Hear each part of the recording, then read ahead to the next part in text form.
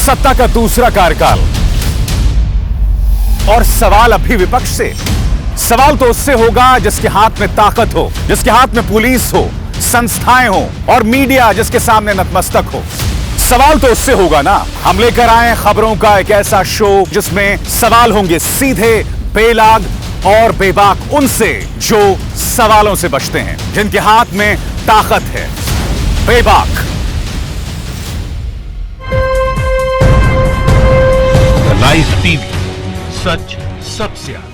नमस्कार, बेबाक के एक और एपिसोड में मैं अभिसार शर्मा आपका स्वागत करता हूं। तो मोटेरा में, अहमदाबाद के मोटेरा स्टेडियम में आपने बिल्कुल इसी अंदाज में अमेरिकी राष्ट्रपति डोनाल्ड ट्रंप का स्वागत किया। और उसके बाद वो शख्स आज आपको सीधी धमकी दे रहा है।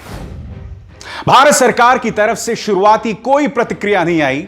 तमाम न्यूज चैनल्स जो कि राष्ट्रवाद के नाम पर देश के कमजोरों, मुसलमानों, उदारवादियों या उन पत्रकारों को टारगेट करते हैं जो इस सरकार से सवाल करते हैं, आज पूरी तरह से खामोश हैं। कहां गया इनका राष्ट्रवाद? यह शख्स जिसने सीधे तौर पर प्रधानमंत्री को ही नहीं बल्कि देश को धमकी दी है, मगर पूरी तरह से खामोश है। मैं आपको बताना चाहता हूं कि इस मुद्दे पर जी न्यूज, जिनके मालिक बीजेपी की तरफ से राज्यसभा सांसद हैं, वो क्या कह रहा है। कोरोना वायरस के खिलाफ जंग में अमेरिका ने भारत से की इस दवा की मांग। ट्रंप के बयान के बाद भारत का दो टूक जवाब, पहले अपनी जरूरत देखेंगे। सरासर गलत, सरासर मुद्दे को भटकाने की कोशिश। मैं आपको पढ़ के सुनाना चाहता हूं कि विदेश मंत्रालय ने दरअसल कहा क्या, और फिर आप यह फैसला कीजिए कि क्या भारत ने यह कहा है कि हम आप पहले अपनी जरूरत देखेंगे, बाद में हम आप निर्यात करेंगे दवाओं की। भारत ने फैसला कर लिया है निर्यात करने की।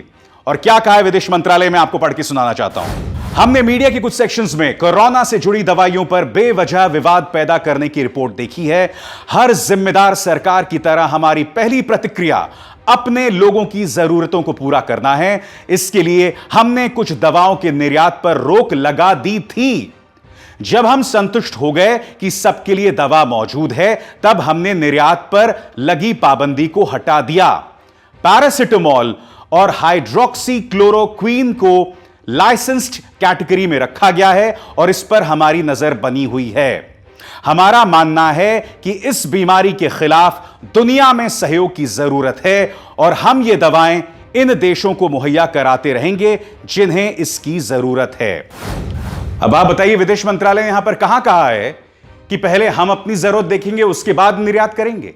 विदेश मंत्रालय यानी भारत सरकार फैसला कर चुका है कि हम ये जरूरी दवाएं निर्यात करेंगे। मगर मुद्दा वो नहीं है। मुद्दा यह है, यह शख्स आपको खुलेआम धमकी दे रहा है और सन्नाटा पसरा हुआ तमाम न्यूज चैनल्स पर इस वक्त जब मैं कार्यक्रम रिकॉर्ड कर रहा हूं। क्या कहा है डोनाल्ड ट्रंप ने, पहले आप वो सुनिए। India does very well with the United States. For many years they've been taking advantage of the United States on trade. So I would be surprised if that were his decision. He'd have to tell me that. I spoke to him Sunday morning, called him, and I said, we'd appreciate your allowing our supply to come out. If he doesn't allow it to come out, that would be okay, but of course there may be retaliation. मैं आपको बता दूं, इस show में मेरे साथ दो खास मेहमान भी जुड़ रहे हैं। कांग्रेस की तरफ से पवन खेरा और आरजेडी की तरफ से मनोज झा। सबसे पहले यही सवाल मैंने पवन खेरा से किया और उनसे यह पूछा कि इस तरह से इनका धमकाना क्या कहता है। अभिसार भाई, जब विश्व में मुसीबत आती है, समाज में मुसीबत आती है, परिवार में मुसीबत आती है, तो वो एक परीक्षा की घड़ी भी होती है सबके लिए। आज कोरोना की महामारी की एक वैश्विक मुसीबत है। उसमें तमाम देश परीक्षा की घड़ी से गुजर रहे हैं। हर देश के राजा की भी परीक्षा हो रही है, उसकी प्रजा की भी परीक्षा हो रही है, उसके समाज की भी परीक्षा हो रही है, दोस्त की परीक्षा हो रही है, दुश्मन की परीक्षा हो रही है। ऐसे में अगर डोनाल्ड ट्रंप हमें धमकी देते हैं कि जो दवाई शायद सबको आवश्यकता है उस दवाई की, अगर आपने हमें नहीं दी तो इसके परिणाम होंगे। डोनाल्ड ट्रंप तो उस परीक्षा में फेल हो ही गए।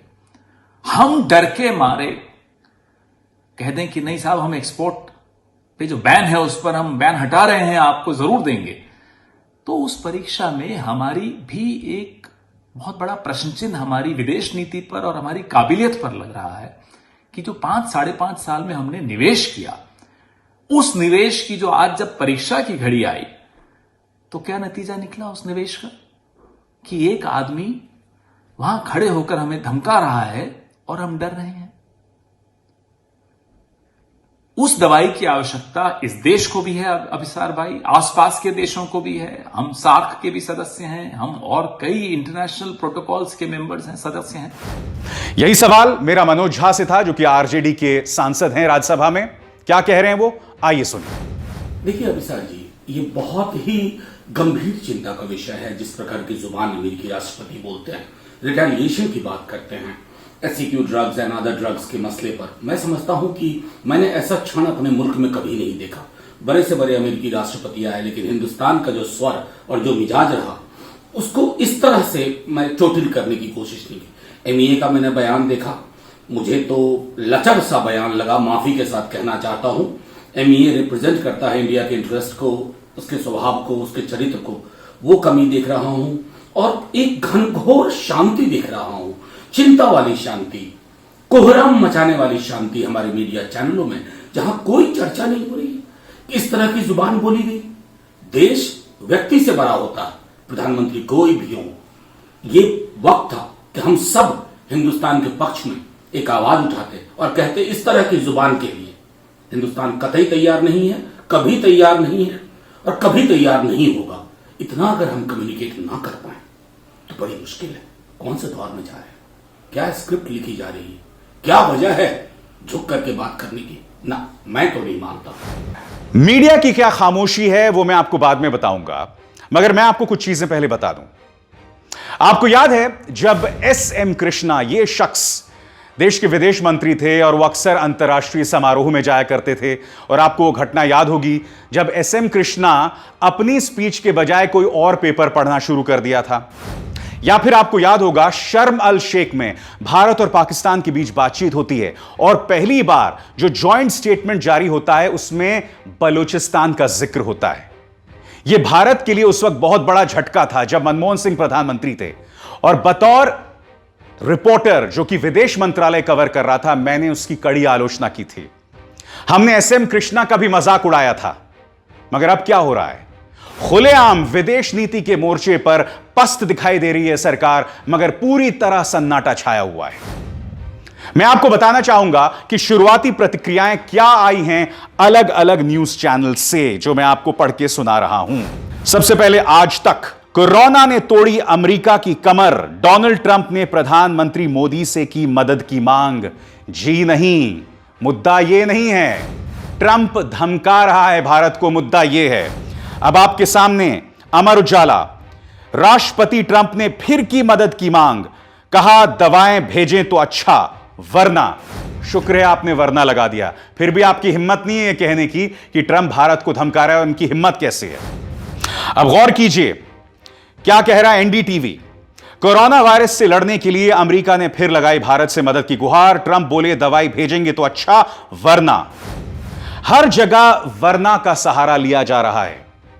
कल्पना कीजिए दोस्तों, अगर मनमोहन सिंह प्रधानमंत्री होते और उन्होंने इस तरह से उन दवाइयों पर, एक्सपोर्ट पर लगी पाबंदी, निर्यात पर लगी पाबंदी को हटा दिया होता जिन दवाइयों की जरूरत यहां भारत में थी, और उसके बाद अमेरिका भारत को धमकाता। बताइए। अरे इन न्यूज चैनल्स को तो भूल जाइए। ये जो भारतीय जनता पार्टी का आईटी सेल है, 2-2 रुपए प्रति ट्वीट पर बिकने वाले ये लोग पूरी तरह से सन्नाटे में उस वक्त जब मैं ये शो रिकॉर्ड कर रहा हूं। बाद में आपने कुछ कर भी लिया तो क्या कर लिया? वो क्या डायलॉग है शोले का, सुन धन्नो आज तेरी बसंती का इज्जत का सवाल है। भाई क्या मतलब है इसका? सवाल वो नहीं है। सवाल यहां पर यह है कि जो ये तमाम 56 इंची सियासत पॉलिटिक्स है ना, वो सिर्फ एक ही मुद्दे तक सीमित है कि एक व्यक्ति विशेष का महिमा मंडन कैसे किया जाए, एक पॉलिटिकल पार्टी का प्रचार कैसे किया जाए, और ये न्यूज चैनल्स सिर्फ और सिर्फ इस मुद्दे पर लगे हुए हैं। मैं आपको बताना चाहता हूं, जब 1971 में पाकिस्तान दो फाड़ हुआ था, उस वक्त बंगाल की खाड़ी में अमेरिका ने अपनी 7वीं फ्लीट को डिप्लॉय कर दिया था भारत को धमकाने के लिए। मगर उस वक्त इस शख्स, भारत की पूर्व प्रधानमंत्री स्वर्गीय इंदिरा गांधी ने इस शख्स, अमेरिका के राष्ट्रपति रिचर्ड निक्सन को आंखें दिखाई थीं। जी हां, वो उनके सामने घुटने नहीं टेक रही थी, जबकि उस वक्त खतरा इस बात का था कि हो सकता है कि भारत बांग्लादेश मुद्दे पर, बांग्लादेश को लेकर जो भारत और पाकिस्तान में लड़ाई हो रही है, हो सकता है अमेरिका भारत पर हमला कर सकता था। मगर इंदिरा गांधी उस वक्त उन्होंने घुटने नहीं टेके थे। आपकी स्क्रीन पर देश के पूर्व प्रधानमंत्री और स्वर्गीय अटल बिहारी वाजपेयी। 1998 भारत ने परमाणु परीक्षण किए, पूरा दुनिया भारत के खिलाफ हो गया और भारत पर आर्थिक प्रतिबंध लगा दिए गए, मगर यह शख्स झुका नहीं। उसके बाद मार्च 2003 अमेरिका ने इराक पर हमला कर दिया। उस वक्त के राष्ट्रपति जॉर्ज बुश ने भारत से अपील की कि भारत सैनिक मदद दे, मगर भारत उनकी मांग के सामने झुका नहीं। क्या मौजूदा सरकार इंदिरा गांधी और वाजपेयी से सीख ले सकती है? दिक्कत यह है कि इस पॉलिटिकल पार्टी ने विदेश नीति के नाम पर एक मजाक बना दिया है, और जब इस तरह की गलतियां सामने उभर कर आती हैं तो कोई सवाल नहीं करता है। सवाल क्या होते हैं मैं आपको बताता हूं। आपकी स्क्रीन पर वो चैनल जिनके संस्थापकों में से एक भारतीय जनता पार्टी के सांसद हैं, रिपब्लिक। देश कोरोना महामारी से उभर रहा है तो तबलीगी जमात के लोग रोड़ा बन खड़े हो गए हैं। क्या लॉकडाउन की सफलता को मरकज ने फेल किया? जानिए इस मुद्दे पर अर्नब की राय। CNN, US President Donald Trump hints at retaliation if India turns down America's request for export of hydroxychloroquine। हर जगह मानो मिमिया रहे हैं या फिर मुद्दे को भटका रहे हैं। आपने देखा रिपब्लिक चैनल अब भी मरकज के मामले में डिबेट कर रहा है, जबकि आप साफ तौर पर देख रहे हैं कि कई मुद्दों पर झूठी खबर का प्रसार किया गया, गलत खबरों का प्रसार किया गया। मसलन इस वक्त आपके स्क्रीन पर जी न्यूज ने एक खबर चलाई और जैसा कि आप इस खबर में देख सकते हैं, उस खबर का खंडन किसी और ने नहीं बल्कि खुद उत्तर प्रदेश पुलिस ने किया। तो आप सोच सकते हैं कि इस कदर जहर उगला जा रहा है, इस तरह झूठ का प्रचार प्रसार किया जा रहा है कि अब उत्तर प्रदेश पुलिस को हस्तक्षेप करना पड़ रहा है, योगी की पुलिस को। और योगी की पुलिस ने सिर्फ इस मामले में हस्तक्षेप नहीं किया। एक और खबर थी कि किस तरह से जमात के लोग जो हैं वो नॉनवेज की मांग कर रहे हैं। इस खबर को सहारनपुर पुलिस ने कड़े शब्दों में खंडन किया है। आपकी स्क्रीन पर उनका खंडन। मैं यह आपसे जानना चाहता हूं कि आखिर क्यों मीडिया असल मुद्दों पर ध्यान देने के बजाय इन मुद्दों पर ध्यान दे रही है। और मैं आज आपसे एक सवाल पूछना चाहता हूं। यह मीडिया लगातार तबलीग ए जमात के बहाने तमाम मुसलमानों को बदनाम करने की कोशिश कर रही है, जिसकी मिसालें मैंने आपको दी। मैं आपके सामने यह खबर पेश कर रहा हूं। क्या आप जानते हैं कि 15 फरवरी को उस वक्त तबलीग ए जमात ने महाराष्ट्र सरकार से, मुंबई पुलिस से अपील की थी कि हम 15 और 16 मार्च को यहां पर एक जमावड़ा करना चाहते हैं। क्या आप जानते हैं मुंबई पुलिस ने मना कर दिया था। वहां के जो गृह मंत्री अनिल देशमुख ने इसकी इजाजत नहीं दी थी, लिहाजा तबलीग जमात का वहां पर आयोजन नहीं हुआ। आप जानते हैं कि भारत सरकार ने यह दावा किया था कि हमने 17 जनवरी से ही कोरोना वायरस को लेकर कड़े कदम उठाने शुरू कर दिए थे, क्योंकि भारत में पहला केस सामने उभर कर आया था 5 जनवरी को।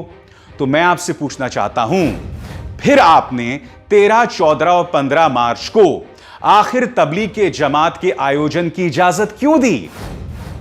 बताइए। दिल्ली पुलिस किसके अंतर्गत आता है? होम मिनिस्ट्री के अंतर्गत।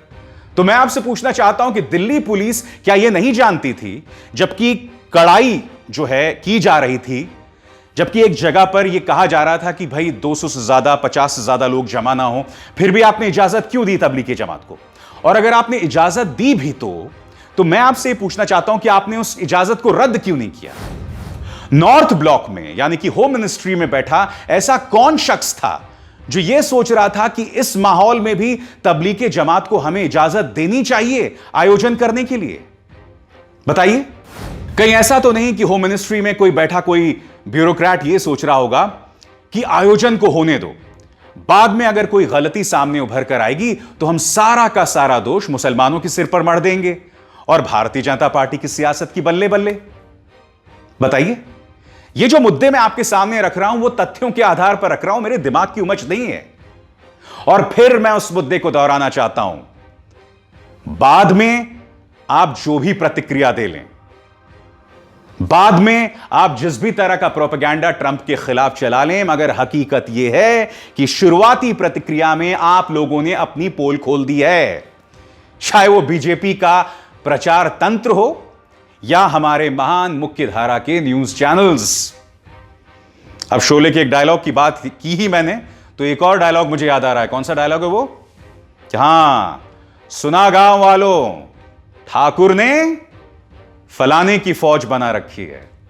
जी हां, यह डायलॉग आप जैसे लोगों पर फिट बैठता है। वो इसलिए फिट बैठता है क्योंकि देशभक्ति के नाम पर आप सिर्फ कमजोरों, मजलूमों, उदारवादियों और मेरे जैसे पत्रकारों पर हमला कर सकते हैं जो इस सरकार से सवाल करते हैं। सिर्फ एक पार्टी के प्रति आपकी भक्ति है, एंड दैट्स इट। और यही हकीकत है। बेबाक में बस इतना ही। मेरी आप सबसे अपील कि इस कार्यक्रम को ज्यादा से ज्यादा लोगों तक पहुंचाएं, इसे लाइक करें, शेयर करें और लाइव टीवी को सब्सक्राइब करें। अभिसार शर्मा को दीजिए इजाजत। नमस्कार। लाइव टीवी, सच सबसे आगे।